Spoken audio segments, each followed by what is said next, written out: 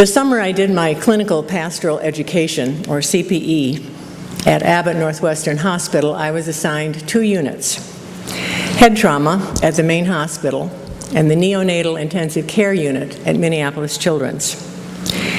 It was a long and difficult summer, and I spent a lot of it crying in the stairwells because I felt so inadequate to the task of helping the people that I visited. But I slogged along, and by the end of the summer, all of us in that CPE group had reached a point where we had gained enough confidence in our ability to at least be present that we were sent off into the world with 1 unit of CPE credit, allegedly more prepared to make hospital visits. While we got pretty comfortable dealing with our own small parts of the hospital, none of us ever quite got used to being on call. To this day, I don't envy those of you who work under that kind of pressure. Having that pager by the bedside usually meant a sleepless night, even if it never went off, because I was so worried that if it did go off, I wouldn't hear it. Being on call meant that you covered all the units in the hospital, of course, from the emergency room to the maternity ward to the psych unit. And right there is where our collective confidence usually flagged. The psychiatric units were normally covered by the staff chaplains, who had far more experience and expertise than us rookies. So we didn't have a lot of interaction with the locked psychiatric units on any regular basis. For whatever reason, when I was on call, the call to the psych unit usually came just as I was about halfway home at the end of the day. The pager would go off. I knew I had about 10 minutes to respond, which meant pulling off the road, calling the hospital, and usually turning around and going back. I was lucky enough to have one of those gigantic mobile phones, which was always plugged into the cigarette lighter in the car. Otherwise, it would have meant trying to find a payphone at the nearest gas station. We didn't usually get calls from the psych unit unless a patient had specifically asked for a chaplain, so it was rarely an emergency. Once it was a patient who wanted to tell me that he had found the secret code for a passage in the Bible, probably the book of Revelation, I don't remember, and felt the need to tell a chaplain before the world ended. Another was a woman who told me that Jesus had appeared to her in the form of a Doberman Pinscher with a message that I needed to know about. I don't remember the message. I don't remember how I dealt with it. I probably said something lame like, "Thank you for letting me know." What I do remember is the sinking feeling in the pit of my stomach when I got to the door of the locked unit, because I really had no idea what I would say or how I would say it. I was afraid I would say the wrong thing or do the wrong thing and make things worse. You know, of course, pastors usually have that fixer mentality, and if CPE doesn't teach you anything else, it does teach you that there are things that simply cannot be fixed, at least not by you. And I learned pretty quickly that the best I could do was just listen and try not to offer any advice, and certainly not try to impose my reality on someone else's. I'd like to think that in the almost 30 years since that summer that I have gotten a little better at dealing with people with mental illness, and maybe I have, but I'm the first to admit that there is still so much that I don't know and I don't understand. The story of the Gerasene demoniac, as it is known in all 3 synoptic Gospels, is a very strange and discomforting story of madness, made even more so by the appearance of screaming demons and pigs who in the end are driven off a cliff and fall to their death in the sea. A couple of things to remember about this particular passage that might help us put it in context. First of all, it comes right on the heels of the account of Jesus and the disciples in a boat in the middle of a raging storm at sea. The storm is quieted with one word from Jesus. At Jesus' request, they are headed to the other side of the Sea of Galilee, which means they are going into Gentile territory. That implies that Jesus is far away from the familiarity and perhaps the safety of home. There is no guarantee that he will be welcomed in Gerasa. We also have that not-so-subtle hint that the Gerasenes are Gentile by the presence of the pigs, which were and are considered unclean by the Jews and therefore would only have been raised in Gentile territory. It is, at the most basic level, a story of demon possession and exorcism.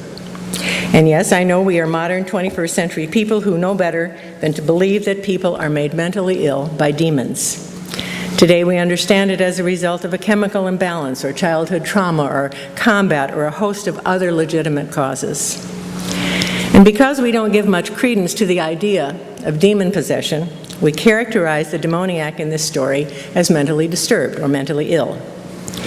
It appears that he has been abandoned by his family and the surrounding society.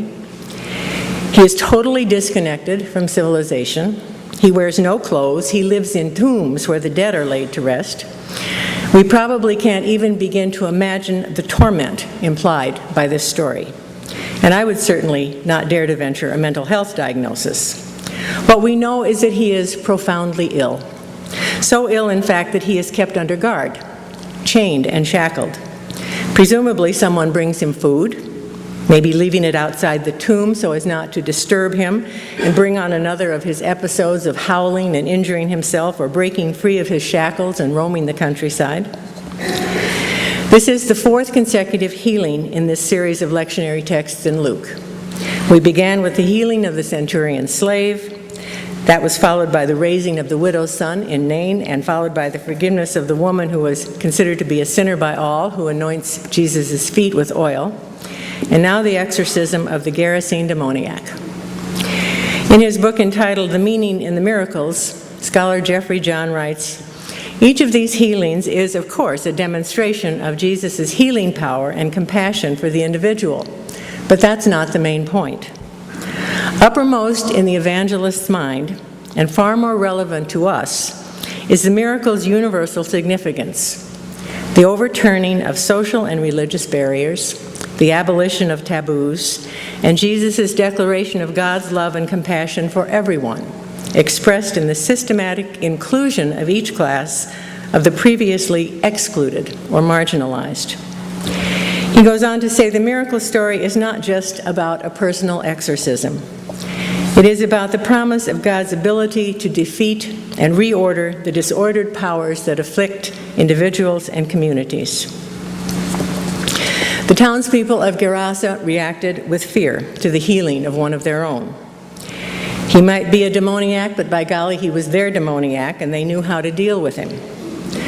By healing him, by making him well, Jesus essentially reordered the whole social structure of that community.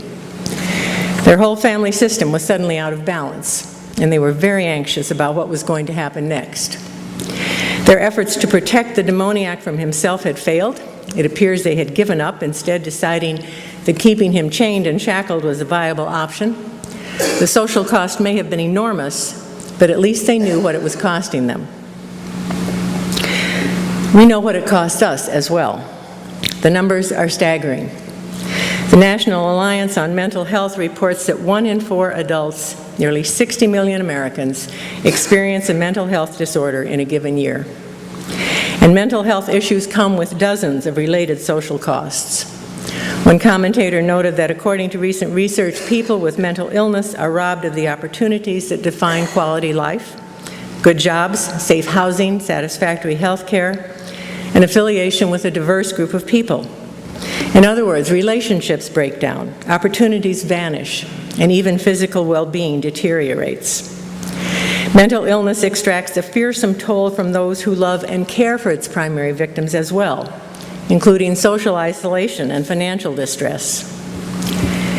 And yet it remains one of the last taboos, one of the last things we talk about openly. Every day, coming in and out of the building, I go past our community events bulletin board just inside the west door, and I see the poster from the National Alliance on Mental Illness asking, "Do you need help understanding mental illness?" So we must not be getting much better at it. I even hesitated to bring it into this sermon, thinking, yes, I do need help understanding mental illness and certainly need help talking about it. Let me admit, it would have been a lot easier to go with the interpretation that mirrors the plight of the demoniac with those living under Roman occupation, which probably would have resonated well with all of us. Here's how one writer described that. He said, in the ancient world, legion had one and only one meaning. It was the basic unit of the Roman army, comprising up to 6,000 soldiers. Jesus and the demoniac both lived in Galilee. Galilee was possessed by Roman imperialism, just as the demoniac finds himself possessed by a legion of demons. It seems our story is making a social and political point to go along with the point that Jesus delivers individuals from demoniac oppression. But sidestepping an issue when it's right in front of you isn't helpful either. And I realize that my discomfort in bringing the issue of mental illness into the conversation might imply that I thought it was too sensitive a subject to be addressed from the pulpit. When in reality, I think it is an issue that the church, and not just this congregation, the church, has not addressed with the same kind of fervor and passion that we address other issues. But because this church is a good reflection of the liberal progressive congregation, let's think about that. We are perfectly comfortable talking about money and sex. Well, maybe not money, which were the last of the standing bastions of privacy in the church. We are more strongly committed than ever to justice for the entire creation, as we should be, and increasingly outspoken about environmental issues.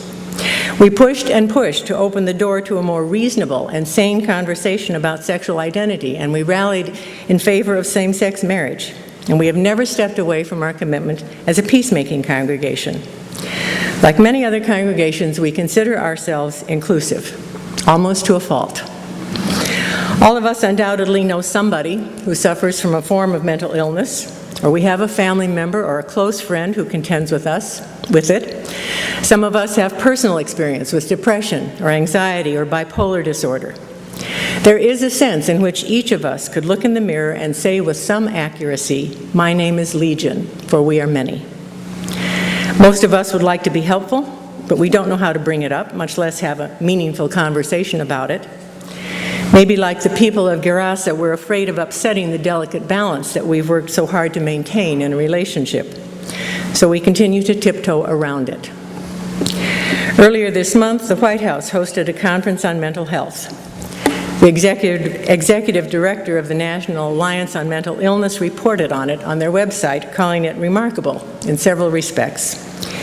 He wrote, "The president proclaimed a goal of bringing mental illness out of the shadows, ending stigma and elevating mental health concerns to the level of a national dialogue." He continued, "The conference also represents a new model in which the dialogue begun at the White House will purposely extend over time to other communities and other places." One such community referred to in the article was the National Association of Broadcasters, which has already launched a national public service announcement campaign to combat the stigma surrounding mental illness. That first public service announcement is already on the air, and you may have seen it. A man and a woman meet in a coffee shop and begin to talk about how their weekend was. She says something like, "Well, that's the thing about depression. Some days are good, and some days are not so good. And yesterday was one of those not-so-good days." In the silence that follows, one of those cartoon balloons appears above the man's head, completely devoid of content. Then it pops, and he says, "So do you want to talk about it?" In order to exorcise the demon, the legion, Jesus had to step outside what was familiar and safe. He had to leave the comfort and privacy of his home, so to speak, and make his way to unknown territory. Sometimes we have to do the same and step into areas of our communal life together that may make us uncomfortable or tongue-tied, or that we simply need to learn more about. 3 observations about this passage from one of my favorite preachers, William Willimon. The first, where is Jesus? He wades out into the swirling vortex of raw human need and pain. He does not remain aloof, safe in an ordered, safe world. He reaches out, touches, and heals. This means that if this day you or someone you love is in the hellish situation of confusion and craziness, there is a good chance that Jesus is there too. Second, what does Jesus do? He reaches out. He does not simply offer a kind word of consolation. He rebukes the demons, casts them out, liberates and frees and restores. Jesus acts. Third, what does Jesus command? Jesus heals the poor deranged man and then lets the man go home. The man exuberantly volunteers to follow Jesus, but Jesus says, "No, you have suffered greatly. Go home and preach to those around you. Tell them how much God has done for you." Sometimes God commands us to venture out to travel with him to some far place. And sometimes he commands us to undertake an even more difficult assignment, to go home and tell those closest to us what God has done for us. So here we are in the church, all fixed and stable and secure. But then we opened the Bible and read the story. We're encountered by Jesus, and things broke loose, got unstuck, became strange, in order that there might be healing and restoration. By God's grace, may it always be so. Amen.